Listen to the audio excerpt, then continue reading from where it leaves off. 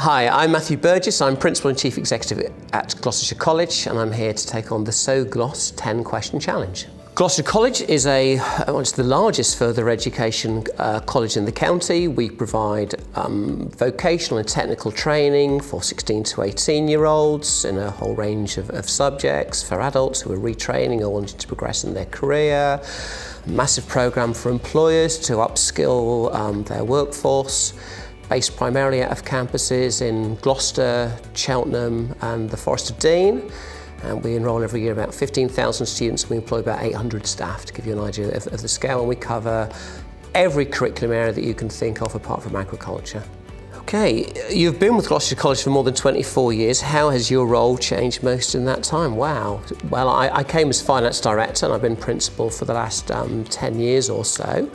So there's a change there. The college has changed. You know, we've moved to new campuses in that period. So there's a big physical change. There's been big changes in the county in terms of demographics, you know, that we've seen, and therefore in terms of the types, the numbers of students. There's been changes in funding, so we see less funding for adults these days, more 16 to 18-year-olds. There's a big focus on employers. Question 2. Gloucestershire College has led the way on regeneration in many areas of the county. How brave were those moves at the time? For example, at Gloucester Quays, Cinderford and off Hester's Way in Cheltenham. I think they were all brave in their own way. I think the move in Cheltenham as the first one probably seemed the bravest at the time. We were in the leafy part of the park. We were moving to Hester's Way. Were students going to come to us? And the answer is yes, students come to us and they really enjoy it there. In the Gloucester Quays, we were the anchor tenant for the whole scheme. And there was that thinking, so we're going to move from our campus, go down to the Quays, and will we be the only people there? And the Gloucester Quays is absolutely flying. And we've done the same in the Forest of Dean. There's more work yet to go through in the northern quarter in that scheme. So they've been brave, they were risks, but regeneration and social mobility is what the college is all about, and it's absolutely where we should be, working with those communities. Question 3, do you have any more big investment plans up your sleeve? I mean, over the last 20 years, we've built actually 4 new campuses. We've got a skills centre in Tewkesbury as well. We've just spent £5.5 million on a massive decarbonisation programme. So we're not looking for lots more capacity, but there's going to be investment in certain skills areas. We're looking at a bit of expansion in terms of construction in Cheltenham, looking at demand from employers, but also the number of students coming through. We've got some similar things in Gloucester. And also looking at things like green skills, electric vehicles, some of the emerging technologies that the nation is going to need. We'll be looking to invest in those areas. Question number 4, how mindful are you of providing courses to upskill the county as opposed to just offering what people want to study? One of our straplines is learning that works. You know, it has to work, it has to lead to work. So we have to do both these things. There's no point running courses that people don't want to do, but they have to lead to a career destination. You know, we're all about that. So we work really closely with employers, and our success really is in terms of the destinations of those young people. Do they go on when they leave to get the best jobs that they can, to have meaningful careers and then make a real contribution to Gloucestershire and beyond afterwards. Question number 5, how does Gloucestershire College fit within the county's vision as a cyber capital of the UK? We're really excited about the Golden Valley and setting up, you know, Cheltenham and the county as a cyber centre. That's great. So where we sit within that is we are uniquely placed. Our campus is, you know, 400 yards from the rear entrance to GCHQ. We're right in the footprint of where the developments are going to be. And we're the one physical thing that you can see so far. So we got £3 million of investment from the government through their IoT scheme to invest in state-of-the-art cyber facilities, things like attack and defend rooms and a high-end, you know, kit that I couldn't possibly describe what it does. We've partnered with UWE because they are what's called one of GCHE's academic centres of excellence. There are about 8 of them across the country. They're the nearest, so we've been working with them to create programmes up to degree level to hit the level of skills that we need. And with UWE, we've developed the only cyber degree apprenticeship in the country accredited by the National Cyber Security Centre. So we're really, really proud of that, and it's flying. We've worked with the LEP. They provided £1 million of investment for us to set up, if you like, incubation space for cyber businesses on our Cheltenham campus, and Hub 8, we're pleased to say, are are managing that for us, and that's flying. And as well as start-up businesses, we've got people like Amazon Web Services there.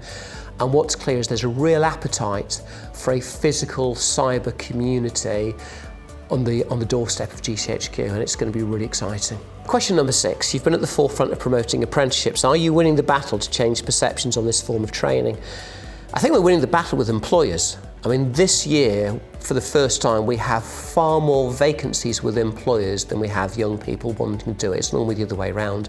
I think lots of employers are realising the benefits of shaping your own talent and the impact they can make on their business. And I think it's also a reflection of the challenging labour market that people find themselves in at the moment. In terms of students and parents, there are more young people than ever going to university. So I think there's work to do there. A lot of very, very bright kids going to university and going to be professionals and doctors and engineers and all the rest of it, and that I get.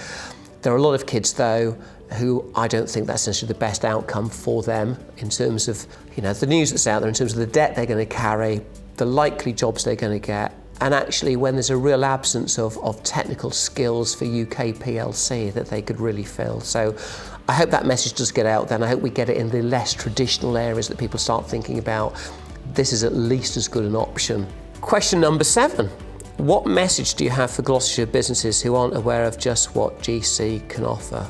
I'd say to businesses, look, every year we work with about 1,500 businesses who send us their staff for training, who pay us to do that training, because they know that they need those skills, and B, they see the difference that that young person or that employee makes in their workforce, makes to their business, makes to their bottom line. But I'd also say to employers, we need your help.